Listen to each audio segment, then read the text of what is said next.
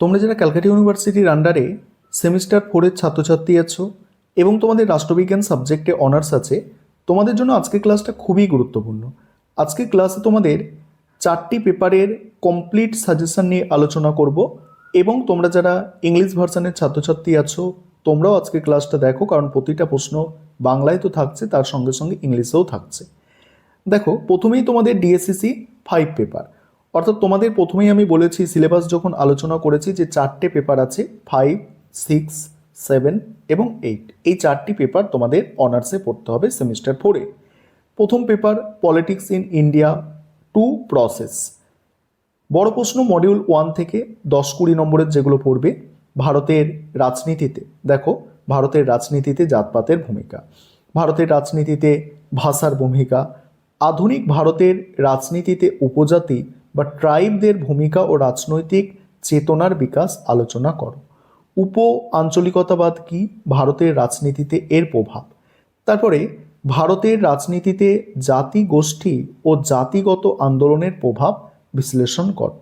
এখানে দেখো, এখানে যেগুলো মোস্ট ইম্পর্টেন্ট প্রশ্ন তার পাশে স্টার দিয়ে চিহ্নিত করা আছে।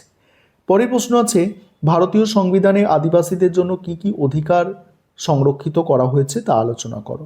এবার 5 নম্বরের প্রশ্ন এখান থেকে আঞ্চলিকতাবাদের কারণ, ভারতের রাজনীতিতে ধর্মের ভূমিকা, ভাষাভিত্তিক রাজ্য পুনর্গঠনের রাজনৈতিক তাৎপর্য, আদিবাসী জনগোষ্ঠীদের রাজনৈতিক দাবি, আর তারপরে দেখো পৌগলিকতার সংজ্ঞা দাও বা এথেনিটি সংখ্যা দাও। ঠিক আছে, এইটা গেল মডিউল 1।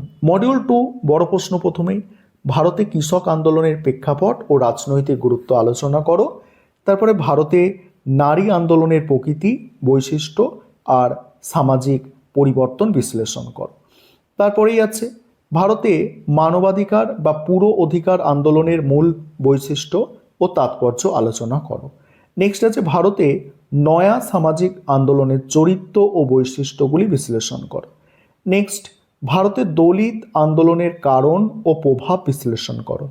নেক্সট মানবাধিকারের ধারণার বিবর্তনের ইতিহাস আলোচনা করো।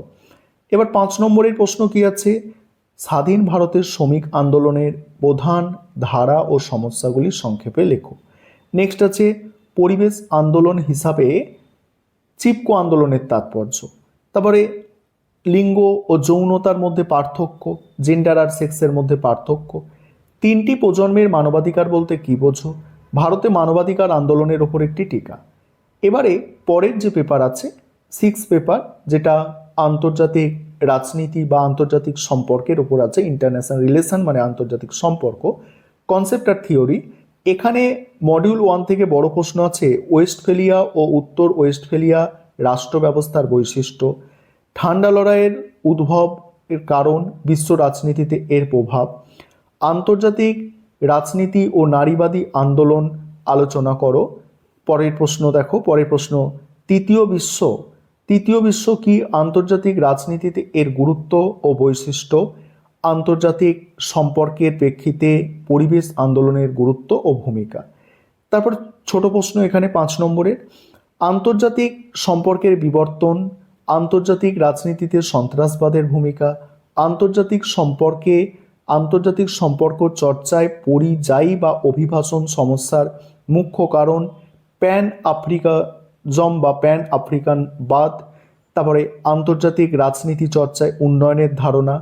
মডিউল 2 থেকে বড় প্রশ্ন আছে দেখো 10 বা 20 নম্বরের বাস্তববাদ এবং নয়া বাস্তববাদের মধ্যে তুলনামূলক আলোচনা, আন্তর্জাতিক সম্পর্কে নির্ভরশীলতার তত্ত্ব বিশ্লেষণ করো।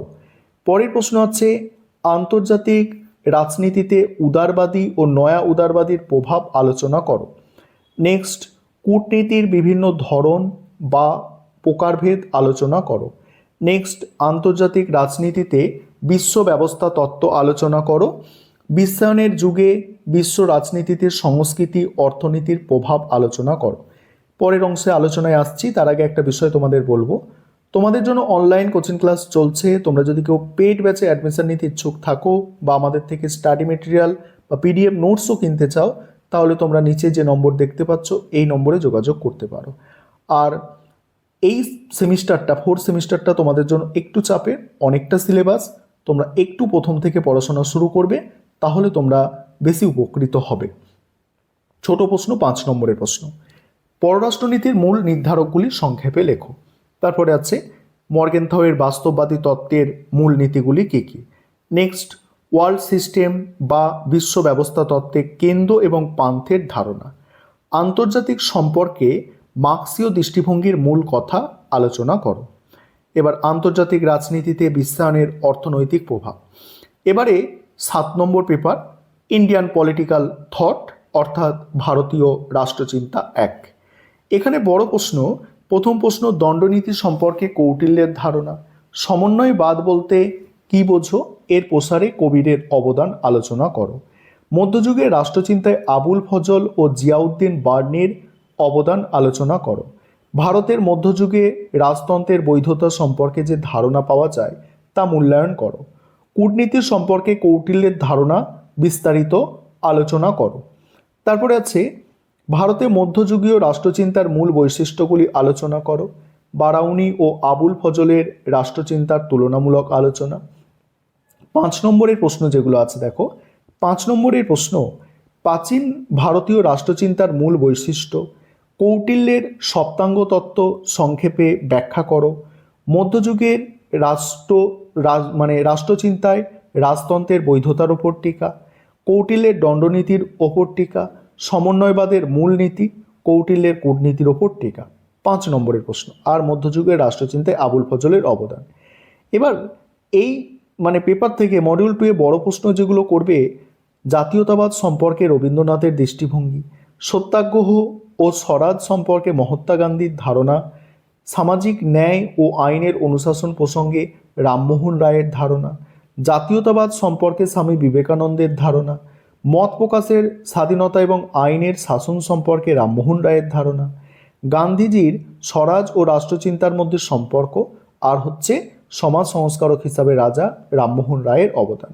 এখান থেকে 5 নম্বরের প্রশ্ন আছে, ভারতে উদারনীতিবাদের বিকাশে রামমোহন রায়ের অবদান সংক্ষেপে লেখো। তারপরে আছে কি, স্বরাজ সম্পর্কে গান্ধীজির ধারণা সংক্ষেপে আলোচনা করো। বিবেকানন্দের জাতীয়তাবাদের ভাবনার ওপর টিকা লেখো। বঙ্কিমচন্দ্র চট্টোপাধ্যায়ের জাতীয়তাবাদের ওপর টিকা। রাষ্ট্র সম্পর্কে গান্ধীর ধারণা সংক্ষেপে আলোচনা করো। সামাজিক ন্যায় প্রসঙ্গে রামমোহনের ধারণা সংক্ষেপে লেখো। জাতীয়তাবাদ বনাম আন্তর্জাতিকতাবাদ বিষয়ে রবীন্দ্রনাথের চিন্তার ওপরে টিকা লেখো। এবারে তোমাদের শেষ যে পেপার, অর্থাৎ ডিএসসিসি 8 পেপার, পাবলিক অ্যাডমিনিস্ট্রেশন অর্থাৎ জনপ্রশাসনের ওপর আছে। এখান থেকে প্রথমে মডিউল 1-এ বড় প্রশ্ন দেখো, 10-20 নম্বরের প্রথম প্রশ্ন, সনাতনী জনপ্রশাসনের প্রতি চ্যালেঞ্জ রূপে নয়া জনপ্রশাসনের উদ্ভব ও বৈশিষ্ট্য। পরের প্রশ্ন কি আছে, পরের প্রশ্ন আছে, বিশ্বায়ন, উদারীকরণ, বেসরকারীকরণ জনপ্রশাসনের চরিত্র কিভাবে বদলাচ্ছে তা বিশ্লেষণ করো। জনপ্রশাসনের প্রকৃতি পরিধি আলোচনা করো এবং সরকারি ও বেসরকারি প্রশাসনের পার্থক্য নির্দেশ করো। তারপরে নতুন সরকারি ব্যবস্থাপনা বলতে কি বোঝো, এর মূল বৈশিষ্ট্যগুলি আলোচনা করো। নেক্সট, জনপ্রশাসনে বিকেন্দ্রীকরণ ও দায়িত্বের হস্তান্তর, বিকেন্দ্রীকরণ ও দায়িত্বের হস্তান্তর বলতে কি বোঝো, এর সুবিধা অসুবিধাগুলি আলোচনা করো। জনপ্রশাসনে কর্মধারা ও কর্মীবৃন্দ, এর গুরুত্ব ব্যাখ্যা করো। ছোট প্রশ্ন, 5 নম্বরের প্রশ্ন, শাসন বলতে কি বোঝো, শাসন আর সরকারের মধ্যে পার্থক্য। তারপরে জনপ্রশাসনের বিবর্তনের বিভিন্ন পর্যায়গুলি সংক্ষেপে আলোচনা করো। তুলনামূলক জনপ্রশাসনের মূল বৈশিষ্ট্যগুলি সংক্ষেপে আলোচনা করো। জনপ্রশাসনে আদেশের ঐক্য ও নিয়ন্ত্রণের পরিসর বলতে কি বোঝো। নেক্সট আছে, জাতীয় পরিস্থিতিতে উন্নয়ন প্রশাসনের প্রাসঙ্গিকতা আলোচনা করো। বৈদ্যুতিন প্রশাসনের সুবিধা অসুবিধা আলোচনা করো। প্রশাসনিক স্তরবিন্যাস সম্পর্কে একটি টিকা লেখো।